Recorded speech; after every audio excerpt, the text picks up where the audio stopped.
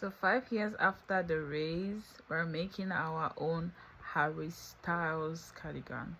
So the first thing I'm going to do is to write down the pattern because I need about 6 colors. So for this project we used red, and here is the written pattern that I tried to come up with, but I was so confused by all the tutorials I was seeing.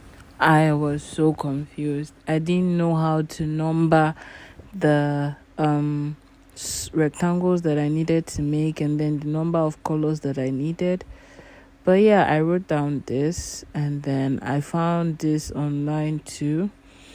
But then I started working on this stitch. It was so nice working on this stitch. I actually used a lemon peel stitch for this project, right? And this one was actually quite interesting to make, this red and black mix, right? So I just crocheted the lemon peel stitch, and I was just switching color at the end of each row to give me that, color mix pattern, right? And one thing about this Harrystyles cardigan is you have to work with the number of rectangles that you need for each color, because I used 6 colors in total. So this is the green that I made. I think I've lost count of how many I even made in total. I made red too. Okay, yeah, I think I made 10 of each color initially, right? 10 of each color, making 60 colors, right? 60 rectangles at a time, right? So after I made 60 rectangles at a time, then I began joining, and at this point I ran out of yellow yarn, so I started the band because that was what I could work on. Then I got more yarn, and then I continued working, right? I continued working on the yellow, and the yellow was actually a really nice color.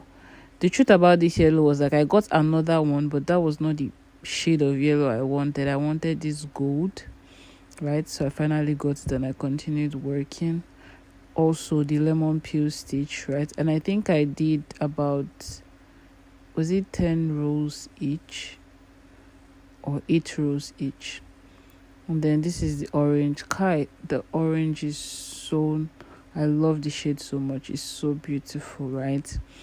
So yeah, I also did some more orange, and then yeah, I just kept showing you all the squares I did, and I also did more squares for the sleeves, right? Apart from the 60 rectangles I did. Why do I keep mixing squares and rectangles? Anyway, this is me. I tried placing it beside each other to know how I would mix the color, right? I know that this vlog is a lot, but well, if you look through my channel, you see the shots of how I did everyday update, right? So these are all the colors. These are the bands I worked on before joining everything together, right? And these are the 6 colors. On this particular day, I started working by 10:08, as you can see, right? So yeah, more rectangles, I don't even know why I was showing you all so much rectangles, but I mean, it was a daily work. So yeah, and then I started joining. I actually loved the rough side. It looked like what I wanted to use for the front, right? This part I was just confused. I was like, do I like this side or do I like the other side? But the way the rough parts looked, I preferred this side to the other side. This is the joining side, but yeah, I joined it so neatly that it even looked so nice, even for the parts that was supposedly the rough side, right? But yeah, here I was just contemplating, but yeah, I continued joining, right? And then I just wanted to show you a glimpse of how I join each rectangle. I don't know why I keep saying square, because it's actually not shaped in a square. It's actually shaped in a rectangle, right? So yeah, this is how I join my rectangles, right? I use my yarn needle to just, take my time joining every stitch together, one after the other, right? It's actually not an easy job. That's why when people talk about crochet and the pricing, they don't really know the amount of work that goes into each project, right? Because imagine hand stitching each and every rectangle like this. It's not like it's fast. You have to be intentional about this. And this project, God, it made me have constant headache, because doing the same thing repetitively,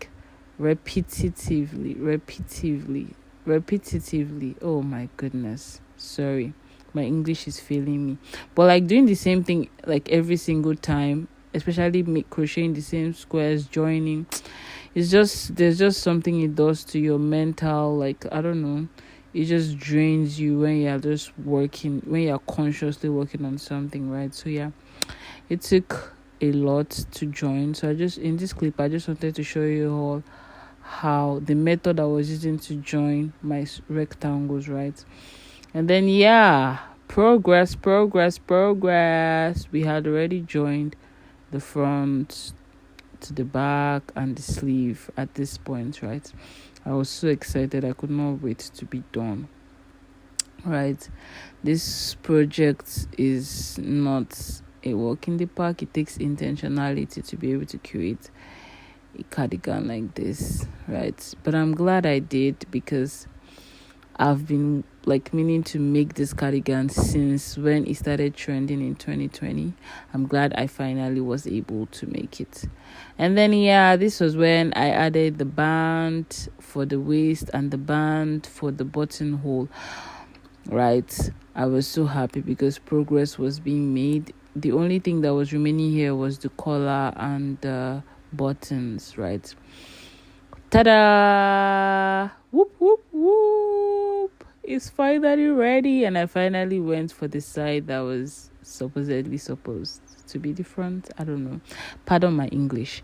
But yeah, this is me rocking my cardigan. I love it so much. It's so colorful. It's so beautiful. My goodness. Kai, I received compliments. I was like, there was this girl in the restroom that was like, oh, I love your cardigan. I was like, oh, thank you so much, I love it. And I don't like the way I wore it here. I think I made one side fall to the other side, right? But yeah, this was how I styled my cardigan, and I love the way the color just flows, and it's just so beautiful. Thank you for watching.